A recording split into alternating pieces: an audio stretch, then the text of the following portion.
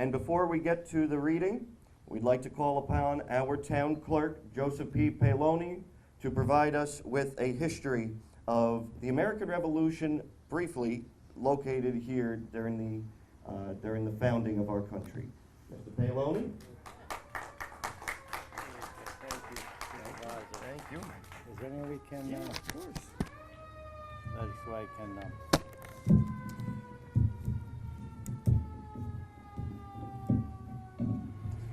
okay, a little show of hands. How many people, can you guys all hear me? Yeah. Okay, good. Louder. How many people out here, right, show of hands, know that most of the fighting in the Hudson Valley corridor from Lake Champlain to New York City, and most important battles took place along that corridor? Show of hands. Show of hands. That's not many. That's not many. There's an old saying: history gets written by and told by the winners, and the winners don't like telling facts about their defeats. Now, probably one of the reasons why you don't hear much about it is because Washington almost got fired of all the defeats and being pushed back, and the most of the battles here in the Hudson Valley.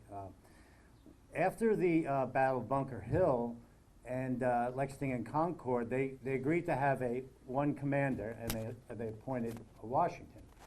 At that time, the British had realized that the best way to defeat the colonists was to divide them. And there's a natural way to get through these mountains, the Appalachian Mountains, which were pretty formidable mountains back then, simply because there were no highways, interstate highways, or trains or anything of that nature.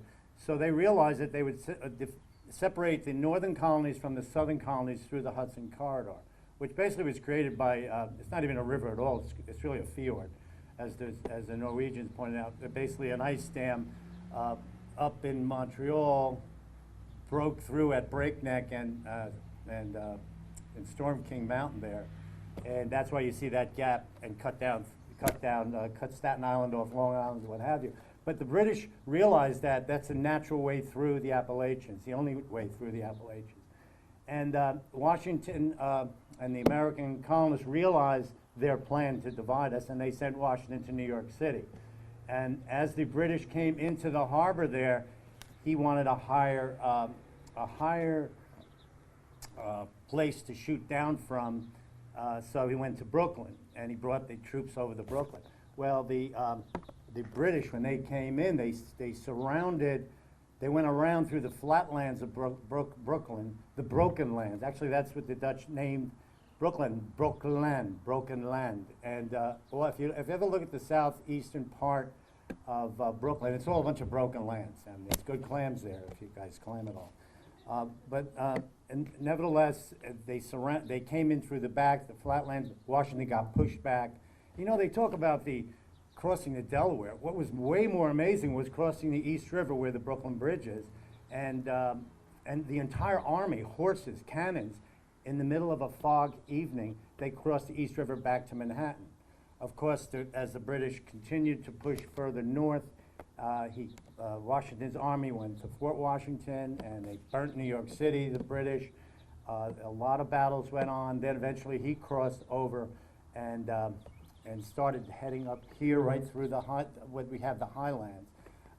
At that time, there was only two ways off of Manhattan, other than by boat, which was the Kings Bridge and the Free Bridge. I don't know if you know the Bronx, or the Manhattan, that area of the Bronx, Spuyten Duyvil area. 230th Street is where the Free Bridge and the Kings Bridge was. The Wappinger Native Americans, they were enlisted to go down there, the entire tribe, to help fight to save the Kings Bridge, which we didn't. The British had volunteers from Germany and what have you, and they got completely wiped out, and that was the end of the Wappinger Native Americans. Their families had to move to their regional headquarters in Stockbridge, Massachusetts. So nevertheless, the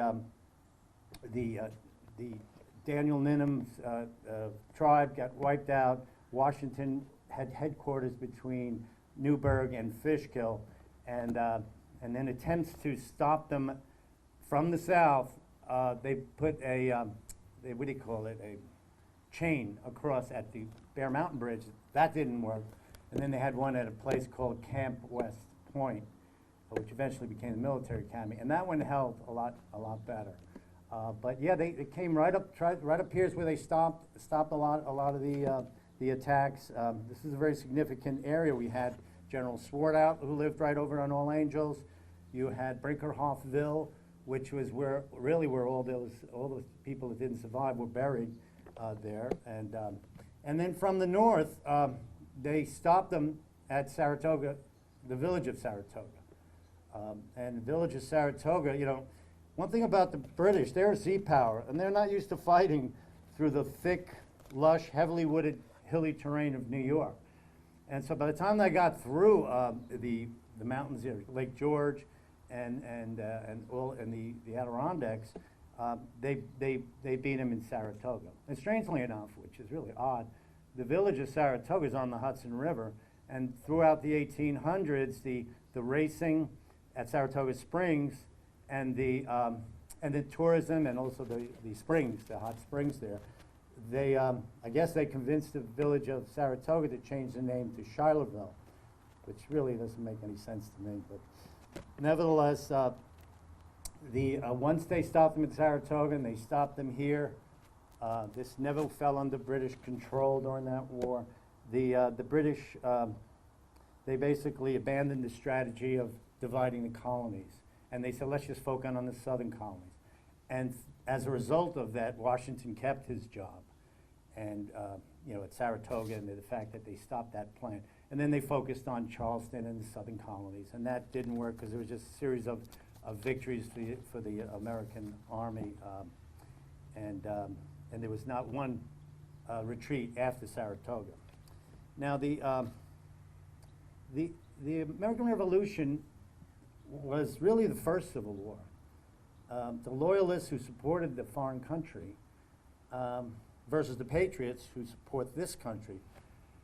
But you had neighbor against neighbor. It wasn't geographically the North versus the South.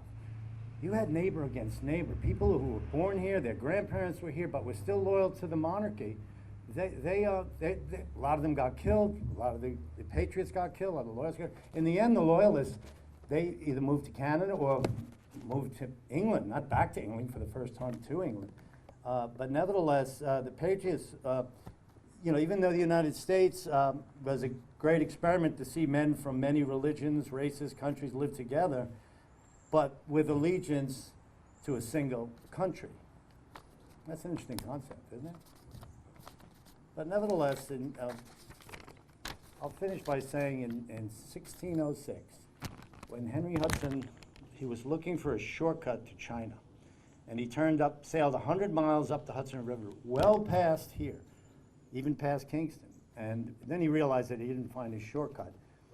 Even he could never have foreseen the tremendous human forces that it would one day unleash, nor that the great country that would rise there would be dedicated to a crucial experiment, one that would grow ever more urgent with each passing year.